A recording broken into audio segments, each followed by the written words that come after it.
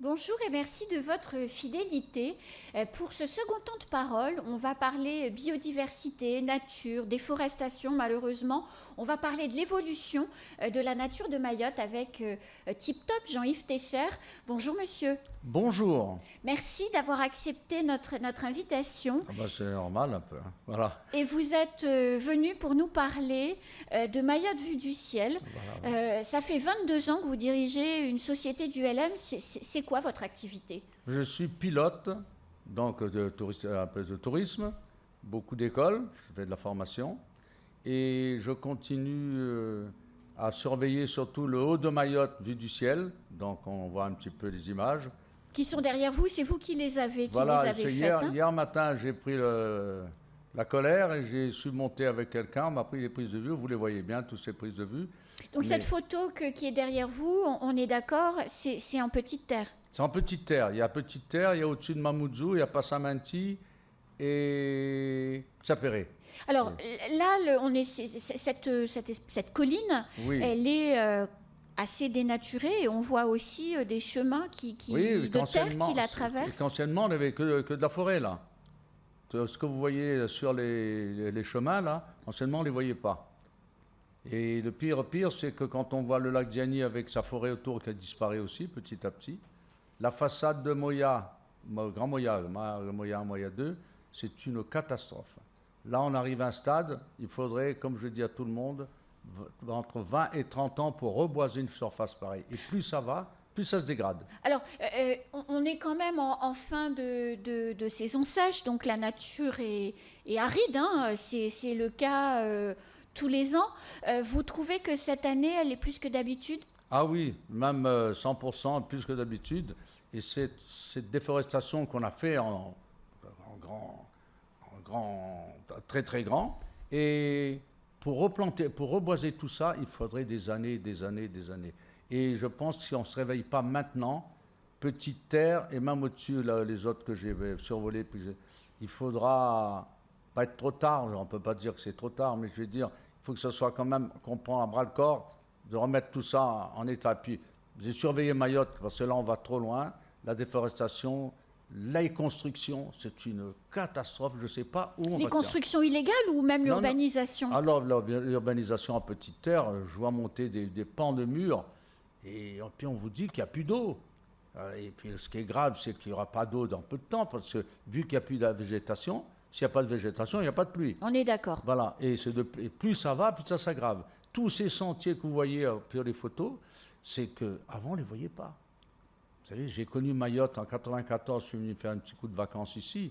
C'était un paradis, ce pays-là. En peu de temps, là, on a fait un enfer, quoi, maintenant. Puis c'est de pire en pire, quoi. Mais qu'est-ce qu'il faudrait, selon vous, pour que la déforestation s'arrête? Parce que vous survolez Mayotte tous les jours, donc vous voyez les petits, et on les voit tous, même en voiture, hein, il suffit de lever les yeux et on voit les fumées qui s'échappent de la forêt de partout. Qu'est-ce qu'il faudrait, qu'est-ce qu'il faut faire pour arrêter tout ça? Parce que le seul fait de le dire, ça ne marchera pas. Non, il faudrait surtout déjà mettre des agents pour la surveillance. Encore au niveau des feux, il n'y a plus grand-chose à brûler. Oui, je reconnais, il n'y a plus grand-chose à brûler. On a de la chance que le feu ne se mette pas dans les parois qui se passent tout sec, là, hein. Mais il n'y a plus grand-chose à brûler. Donc, il faudrait, disons, investir beaucoup de gens qui puissent au moins aller protéger pour commencer et de replanter. Et si on ne se met pas maintenant, je peux vous dire que la situation, elle n'est pas bonne. Quand je veux dire, pour moi, on peut dire le mot grave. Pas désespéré, mais je veux dire, c'est grave. Donc... Mais... Monsieur Técher, c'est quand même... on a besoin aussi de construire, on a aussi besoin de se développer. Alors comment on fait se concilier le besoin d'espace pour vivre et oui, de vivre sûr, dans hein. une ville urbanisée, voilà. Et la nécessité impérieuse de protéger la nature? Vous l'avez dit, s'il n'y a plus d'arbres, il ne pleut pas. Non, on ne peut pas. Et les constructions, je suis d'accord. Mais ça va trop vite. Beaucoup trop vite. Moi, j'habite à l'Abattoir. Un immeuble se monte à une vitesse phénoménale et autour. Et ce qui tue en définitive, on va construire un immeuble, vous avez 3-4 arbres, on va les raser. On a l'exemple simple, le dernier arbre qui a été arraché, c'est sur le parking de la barge, il y avait un arbre qui me faisait de l'ombre. Là, Oui, bien sûr. On l'a arraché. Qui était très grand et très beau. Voilà. Et bien, en 2 jours, il n'y avait plus d'arbres. À l'aéroport, on a détruit autour de l'aéroport des... Parce que moi, c'est moi qui ai fait les photos pour le nouvel aéroport depuis que je suis là. Hein. Mais en 10 ans, en 15 ans, ben, on a déforesté tout l'aéroport. Il n'y a plus grand-chose en arbres. Et c'est triste. Mais c'est peut-être incompatible, les arbres, avec la sécurité aéroportuaire, parce que Oui, derrière les arbres, il y a les oiseaux, et les oiseaux, c'est dangereux pour les avions. Pour les avions. Oui, donc, parce que moi, je suis sur l'aéroport tous les jours, je vois bien. Mais en dehors de l'aéroport, il y a des endroits où les oiseaux peuvent y aller, mais on va trop vite. Mais ça veut dire quoi, on va trop vite? On va trop vite. Sur Mayotte, la construction va trop vite. Le système de la population ne peut pas suivre. Et comme on dit toujours, le vite et bien, ça ne va pas ensemble souvent. Hein. Donc en fait, vous voulez dire que la densification de la population et donc les besoins qui vont avec, ça va plus vite que la nature a besoin de temps pour se régénérer. Voilà, ouais. La nature, vous vous rendez compte, pour un arbre qu'on a coupé qui a 200, 300 ans, il faut combien d'années pour remettre un arbre debout? Moi, je vois bien dans mon jardin, c'est tout sèche. Et ça me rend triste. Quoi. Enfin, tout ça, que c'est aussi une saison sèche. Voilà, mais là, comme on voit les images... Oui, je me pousse un peu. Voilà. Ces images-là, ça nous fait un rappel quand même qu'il faudra peut-être commencer à se réveiller un petit peu au niveau de la nature. Parce que si on n'a plus de nature, il n'y a plus grand-chose qui fonctionne. Hein. Voilà. La situation est aussi catastrophique partout, puisque vous voyagez partout. Là, les photos que vous nous avez envoyées, elles sont sur le Grand Mamoudzou et la Petite Terre. Oui. Mais si on s'éloigne et qu'on va vers, on va dire, la campagne, on monte vers les forêts qui sont entre, vous savez, Bandraboam, Samboro, Sangamouji. Voilà, là, il y a... Mais ça tombe quand même. Hein. Mais c'est mieux déjà là-bas. C'est mieux, oui. Parce qu'il y a moins de pression humaine. Voilà, il y a moins de pression, il y a moins d'habitation. Parce que c'est vrai que c'est... Mais là-bas, c'est un peu plus clair. Mais c'est en train de se dégrader aussi. Hein. Ça ne s'arrange pas non plus. Hein. Vous prenez du côté de Zoumonier, qui a été toujours aussi vert, pas grand-chose.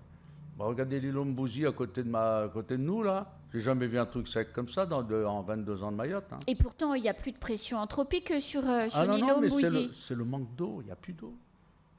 Mais le manque d'eau, en tout cas sur l'île Ombouzi, c'est un très bon exemple. Il n'y a plus de pression anthropique, voilà. Il n'y a plus d'agriculture et tout est encadré par la réserve naturelle. Donc la nature est en train de revenir. Les espèces, et ce sont les naturalistes de Mayotte qui font ce travail, les espèces envahissantes sont progressivement arrachées dans de vastes campagnes. Les rats sont progressivement détruits.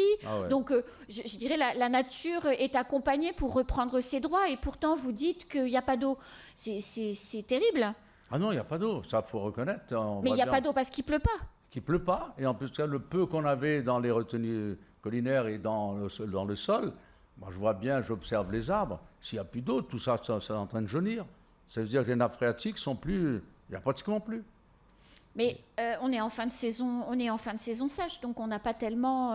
Enfin, c'est normal. Oui, c'est normal, bien sûr. Je veux dire, il y a un aspect normal quand même. Ouais. Mais ce qu'on voit là, sur les images, il ne faudrait pas qu'on ait un coup de pluie comme ça se passe dans le monde actuellement. Oui. Alors, c'est quoi un coup de pluie? Parce que vous me l'avez expliqué et on en parlait avant l'émission et c'est très intéressant ce que vous disiez. Que la saison des pluies arrive, je suis d'accord. Mais si ça arrive comme dans tous les pays qu'on voit les images, j'en ai encore vu hier, avec des pluies torrentielles, avec des vents à 300 l'heure, notre pays ne résisterait pas longtemps. Hein.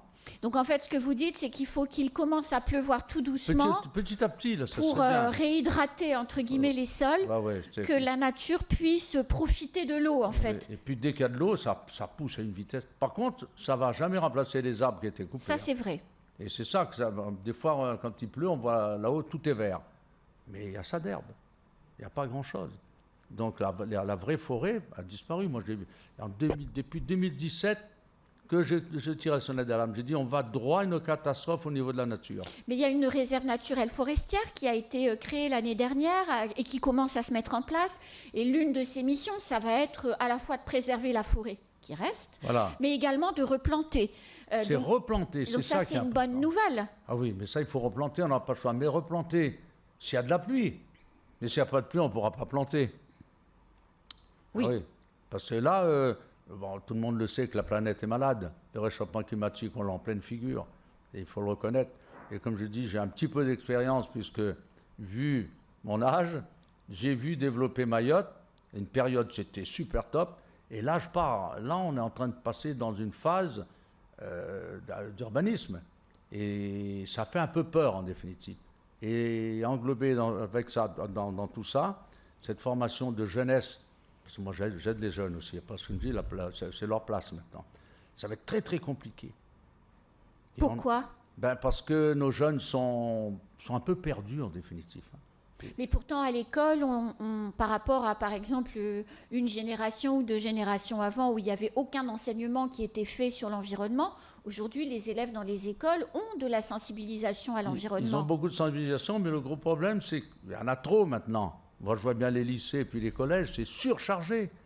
Donc, on n'arrive pas à faire une bonne qualité d'éducation, en définitive. On n'y arrive pas. Il y a trop de monde. Vous savez, moi, je travaille à l'aéroport, je vois sortir du lycée et puis du collège. C'est une fourmilière qui est là. Ils sont 2 à 3 fois trop nombreux dans un espace qui était vraiment réduit, quoi. Et j'espère que la pluie va arriver tout doucement et qu'on pourra... Mais le mal est fait, hein, moi je peux vous dire, le mal est fait là. Parce que pour ressortir de ça, il y a un truc de s'accrocher. Hein. Et puis les gens, on en marre. Moi je me rends compte, je parle avec beaucoup de gens, j'amène les gens en vol. Ils en ont marre parce que... Le coup de manque d'eau, ça nous a foutu un coup, quoi. Au moral, c'est certain. Oui, le moral, parce que pour moi, c'est le début de l'exode de Mayotte.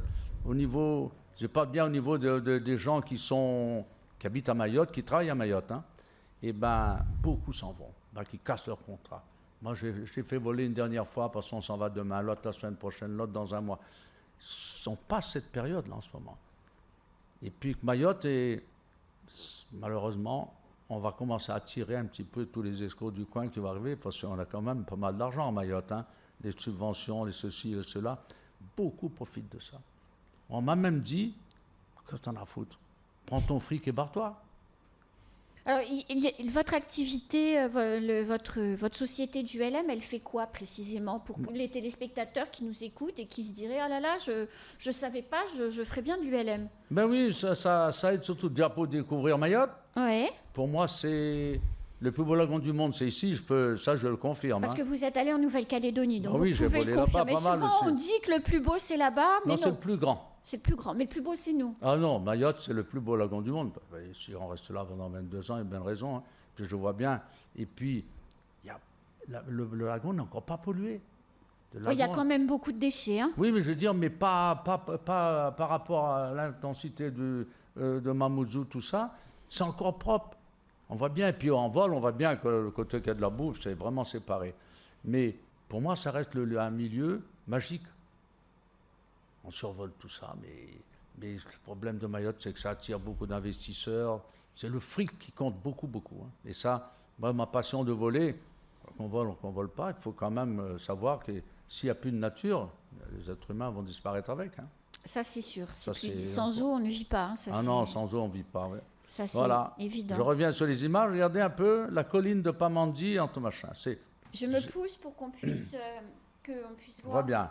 Là, cette prise de vue, elle est belle, parce qu'on a la paroi. Moi, j'habite juste en bas, là, hein, juste en bas à droite. Jamais vu aussi sec. Hein. C'est la première année.